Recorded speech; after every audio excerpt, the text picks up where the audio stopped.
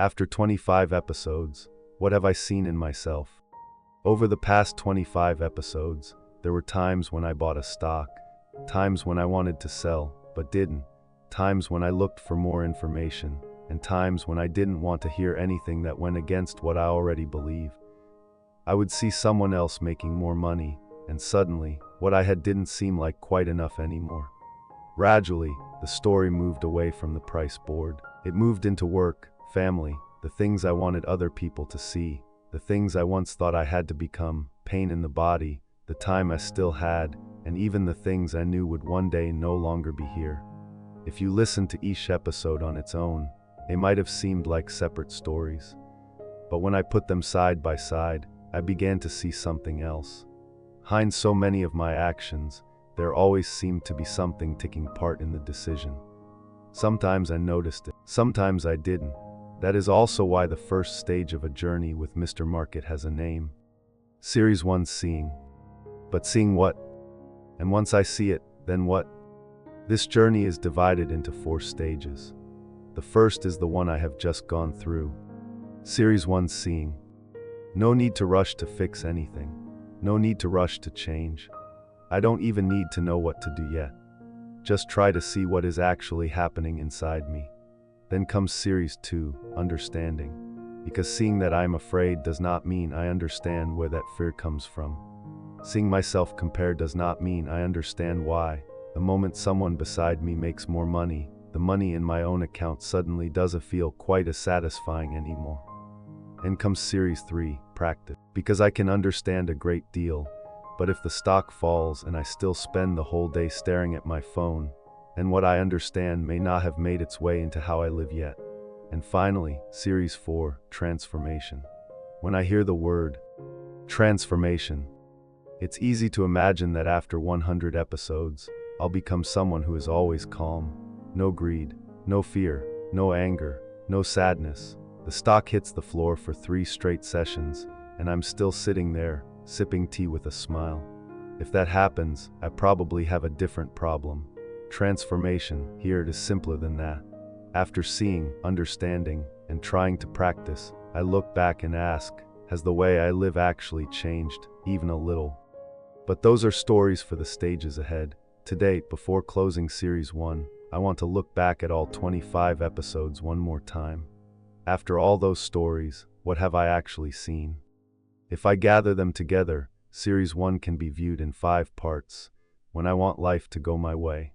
When my mind leads me. When I meet the ego. When life doesn't wait until I'm ready.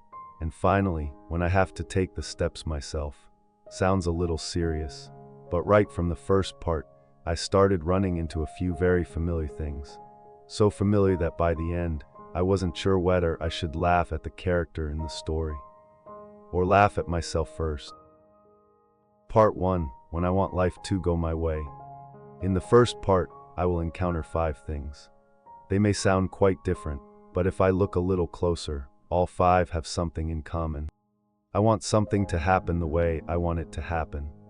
I want the stock not to run away without me. I want what I already have not to disappear. I want my decision to be right. I want the things around me to stay under my control. And ideally, if the future could just email me the result in advance, that would save me a lot of thinking. Unfortunately, the market doesn't seem to offer that service. First, the fear of being left behind. I find a stock, finish my analysis, and have a very clear price at which I want to buy. But the stock hasn't reached that price. It goes up, I stay calm. It's okay, it hasn't reached my price. It goes up again. Yuck, that's a little annoying. It keeps going. At this point, my calm is starting to become not quite so calm. Hey, wait for me. The business itself may not have changed at all in those few minutes. The plan I wrote is still sitting in my notebook. The price I wanted to buy at is still exactly the same number. Only one thing has changed. Me. The fear of being left behind has appeared.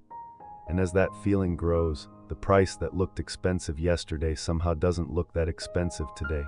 Outside the stock market, this is even more familiar. A friend buys a house. I think, good for him. A colleague gets promoted. Good, he deserves it. Someone my age posts a photo of a new car. Nice car. In the morning, my life still feels pretty okay. I have a job, I have a family. There is food on the table. Everything is normal. Then I spend the afternoon scrolling through social media and sit there thinking for a while. Wait, have I been living my life that badly? No one told me I had to run. No one took anything away from me. From morning to afternoon, nothing had actually happened to my life. I had simply seen someone else with something I didn't have. That alone was enough to change how fast I suddenly wanted to run. But there is something strange about this. When I don't own the stock, I'm afraid I won't get to buy it. Once I chase it and finally buy it, I start being afraid of something else. Second, the fear of loss. Before buying, the plan looks beautiful. If the price falls to this level, I sell clear. Discipline. Decisive. Looking at that plan, I get the feeling that whoever wrote it must be a very disciplined investor. There is just one small problem. The person who will eventually have to press the sell button is also me. The price actually reaches my stop-loss level. Wait, let me watch a little longer. It falls further. Selling now hurts too much. It falls again. Maybe I should wait for a rebound then sell. The bigger the loss becomes, the harder it becomes to sell. I buy something expensive, bring it home, realize it doesn't suit me, but throwing it away feels wasteful. I know a job no longer fits me, but I've already spent years doing it, so leaving feels wasteful. A project has gone in the wrong direction, but I've already put so much time into it that stopping feels wasteful too. I keep holding on to something even when I'm no longer sure it is worth holding on to simply because losing it hurts. But losing money still isn't the hardest part. The harder part is saying one very short sentence. I was wrong. Third, the need to be right. That sentence is especially difficult to say if, not long before, I spent almost an hour explaining that stock to a friend.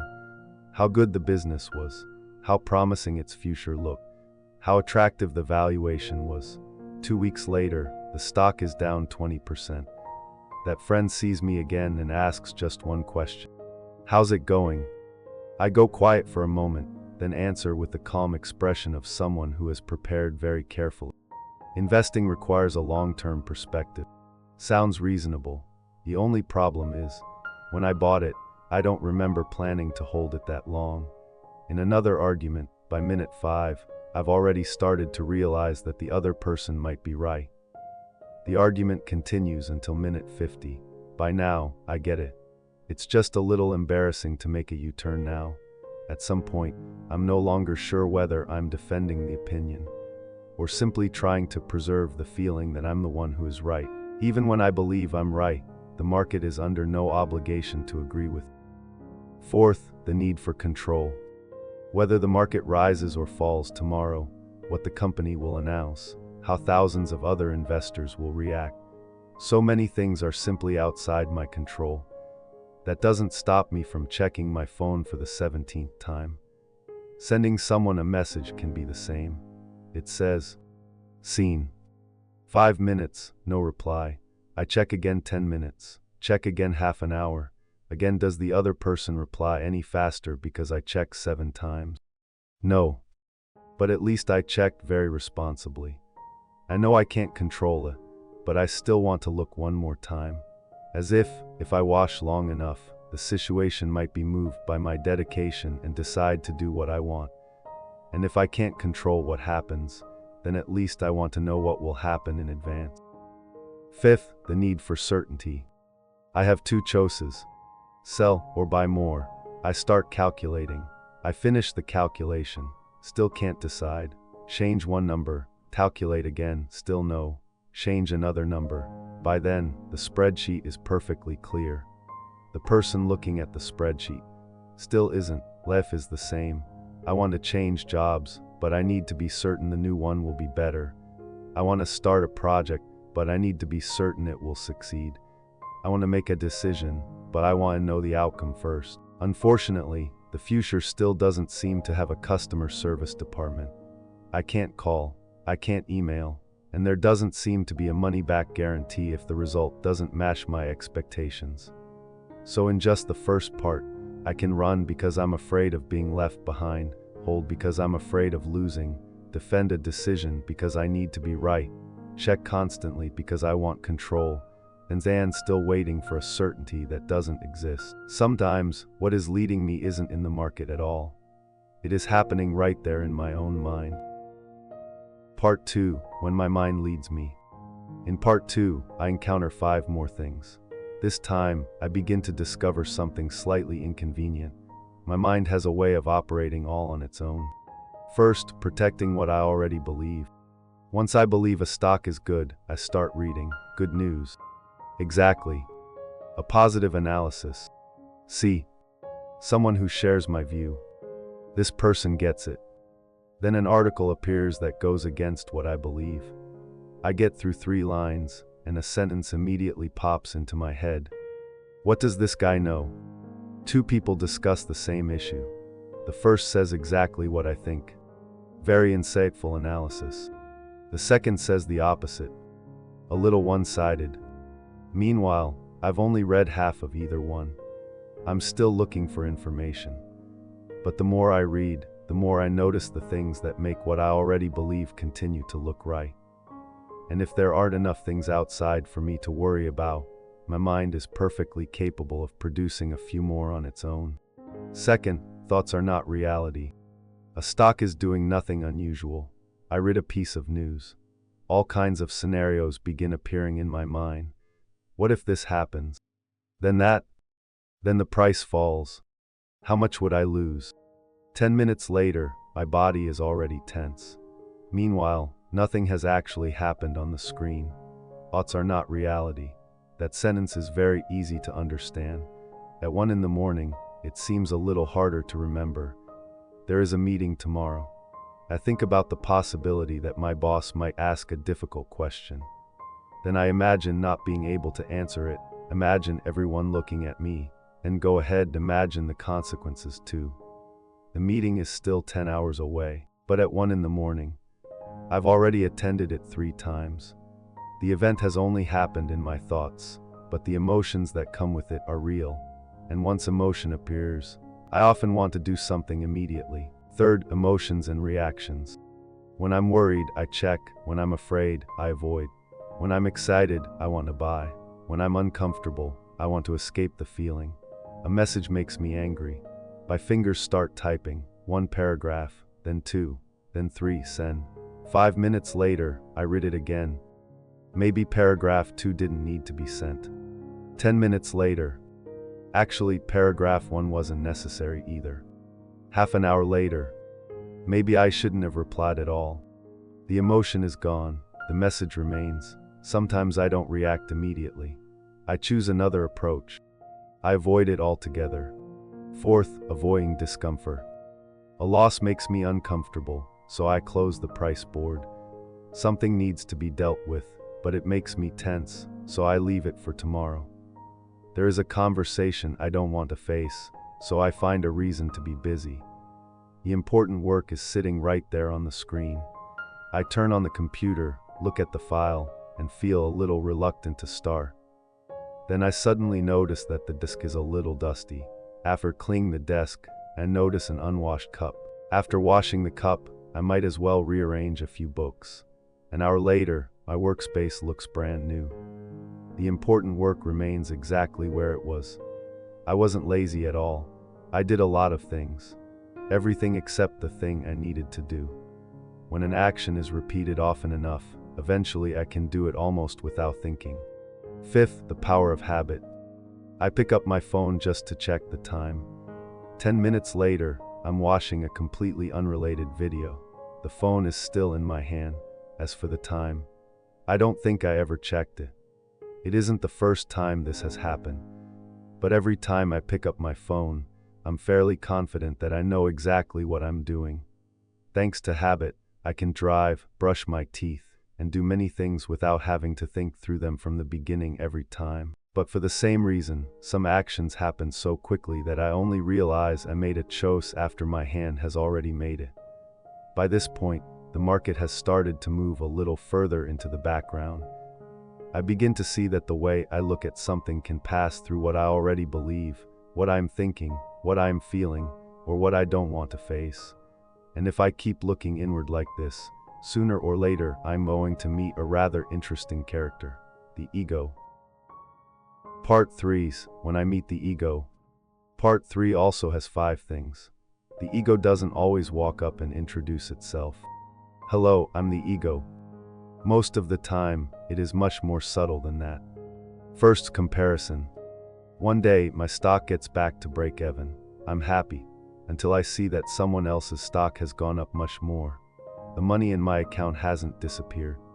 But suddenly, the way I feel about that money has changed. I'm perfectly happy with the phone I'm using. The battery is fine. It runs well. It takes good pictures. Then the friend sitting next to me pulls out a new phone. 10 minutes later, I look at mine again. I guess it is a little slow. The phone is exactly the same. The person judging it has changed. Comparison suddenly places what I have beside what someone else has. And somewhere along the way, I also start caring about what other people see when they look at me. Second, the need for recognition.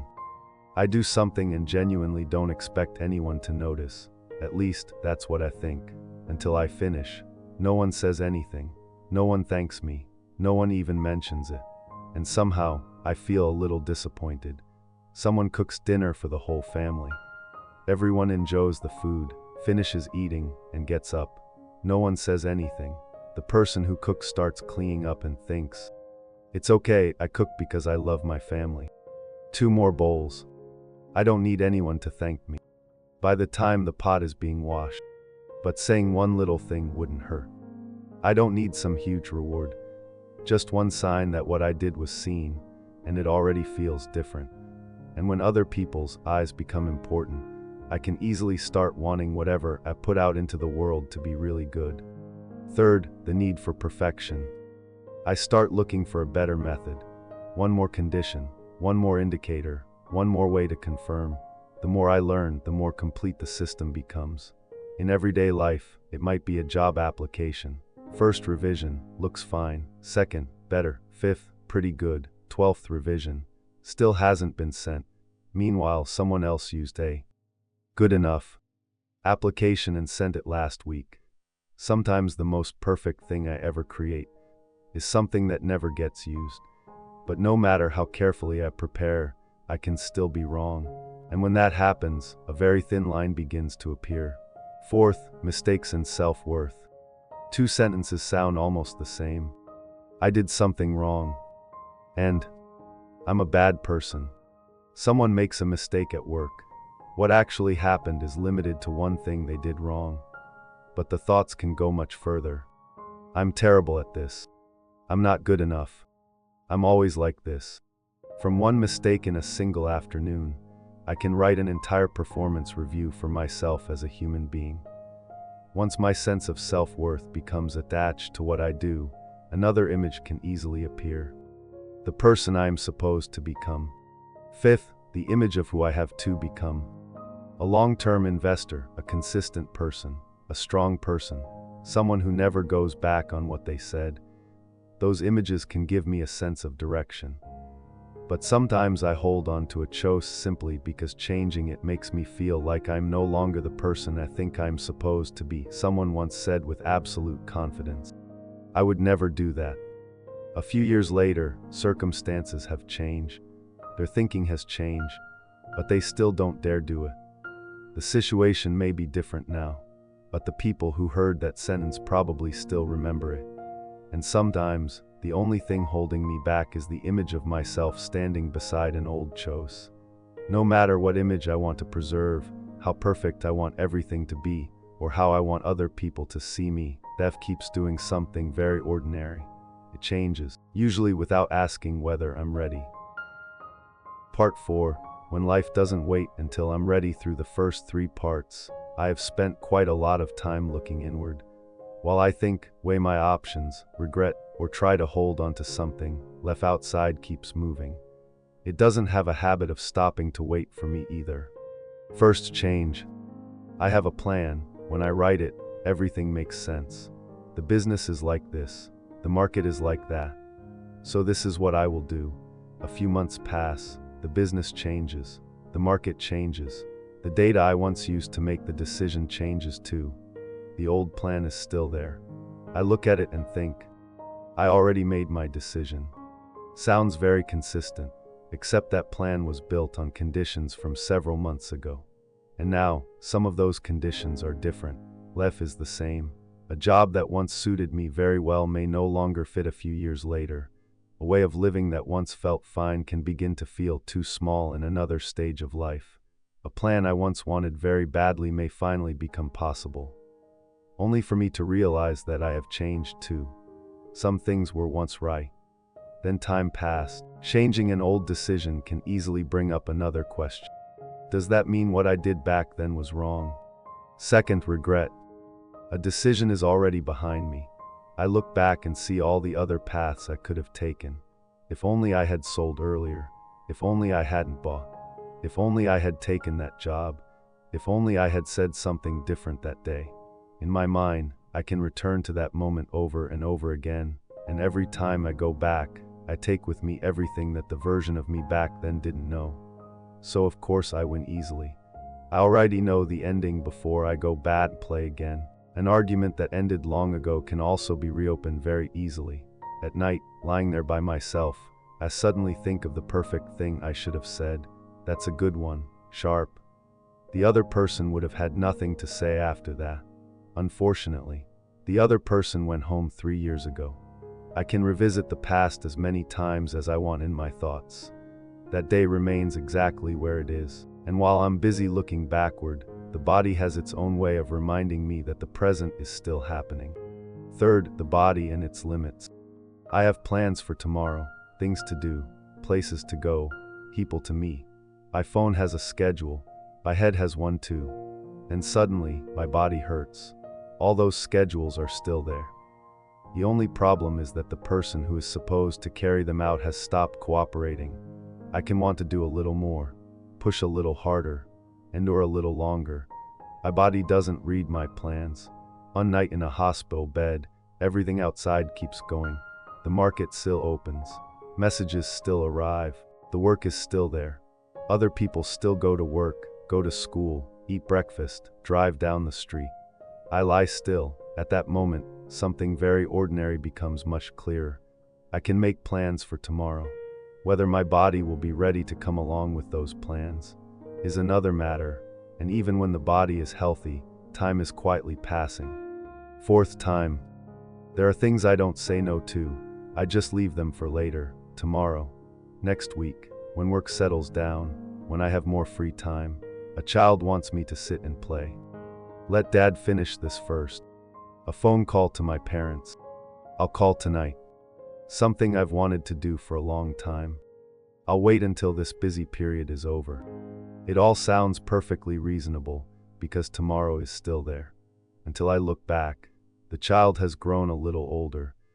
My parents have grown a little older. A stretch of time I once thought I had plenty of is now behind me. That day does not come back. Time carries something else with it too. There are things I still see today, still hear, still encounter so often that I barely notice them. One day, that may be different. Fifth, nothing stays forever. There are people, places, habits, family meals, familiar voices I hear so often that I begin to think of them as permanent parts of life. I wake up in the morning, and they are still there. I come home in the afternoon, and they are still there. Tomorrow will probably be the same. I rarely think about the possibility that one day, a familiar chair may be empty. A phone number may still be in my contacts, but I can no longer call it. A place I've passed through countless times may still be there, only without the person who once stood there with me. Things like that don't wait for me to be ready. Life keeps moving. At this point, the 5 stories of part 4 begin to stand beside one another. Plans can change. The past cannot be done over. The body has limits. Time keeps moving, and the familiar things in life were never promised to stay forever. Seeing these things still doesn't tell me how I should live. It only leaves me with a question. With the part of my life that is still here, what will I do? That question takes me into part 5. Part 5, when I have to take the steps myself. After 4 parts, I have seen quite a lot.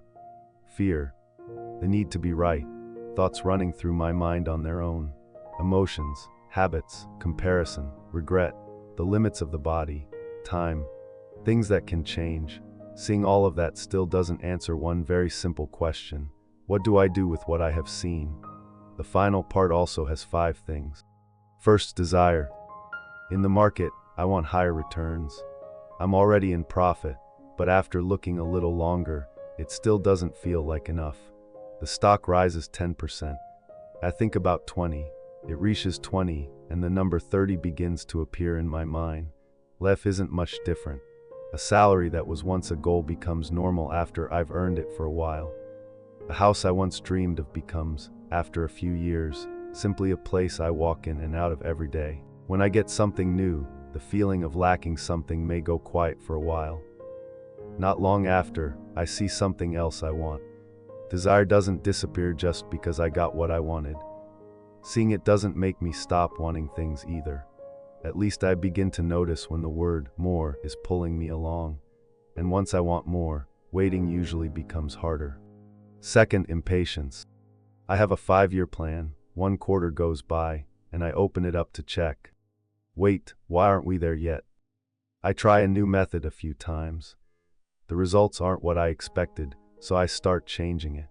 I change it and try again. Before enough time has passed, I change it again. Many things need time before I can know the result.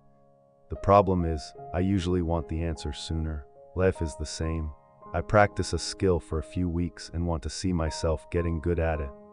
I start a new job and want to know immediately where I made the right choice. I work on a project for a while, then start looking around and wondering why everyone else seems to be so far ahead.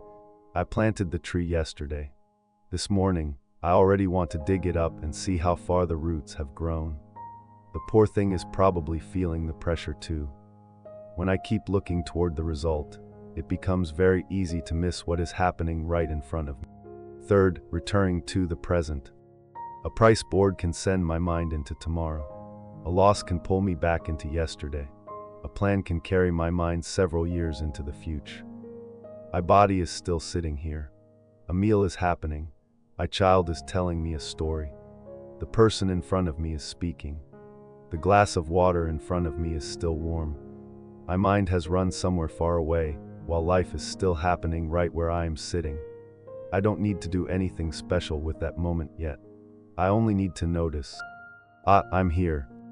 Between what just happened and what I am about to do, there is still a very small space where I can look again. Fourth, the power to choose. The price falls, emotion appears, a message makes me angry. My fingers already want to type.